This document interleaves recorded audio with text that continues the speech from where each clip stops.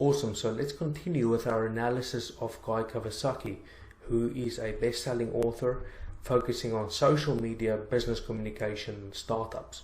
By the end of this session, you'll know actionable marketing tactics that worked for him as a best-selling author, and you'll be able to create a tailor-made marketing solution to target your own audience.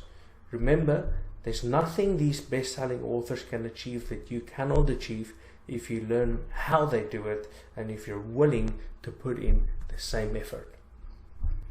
So if you followed the 6-step process that we described in the previous session, you'll discover that Guy Kawasaki publishes his work through a multi-channel approach, and he's debunking the myth that you should give all your work exclusively to Amazon. Okay, indeed, his content is sold on the following vendor channels. You can find him on the Amazon Kindle bookstore, but you can also find him on Google Play.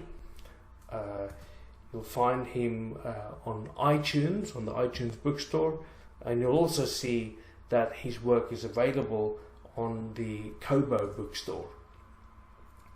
Now, what is striking about Guy Kawasaki in particular is that he engages very large audiences on social media rather than through email. His Google Plus profile has almost 10 million followers.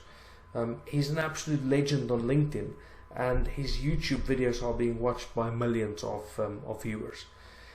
He doesn't even need email, this guy, but because he's a smart marketer, he still uses it to integrate across all the channels, which you're going to see next. Here we can see that he uses an opt-in email newsletter on his own website, guykawasaki.com, and if you sign up to it, you'll also see that he follows a due process of double opt-in. So he's obviously a very legit marketer in the way that he does things. Now, by sending out a confirmation email to new followers before he starts marketing to them, they would have opted in to his communication. So Guy Kawasaki integrates permission marketing into his social media strategy.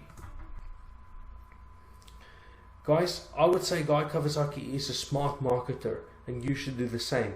If one day the social channels change their rules, he would have built a very strong email list as a backup strategy, and his brand will survive.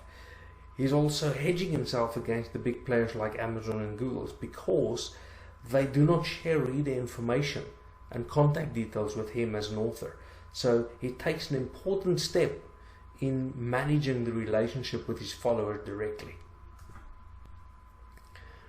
Now, your next step should be to find more authors like Guy Kawasaki. I'd like to challenge you to do that, because I feel he may have had an unfair advantage by working for Google Plus, and you may want to make sure that you have realistic goals. So sign up to his correspondence and make sure you learn from the best by following them very closely.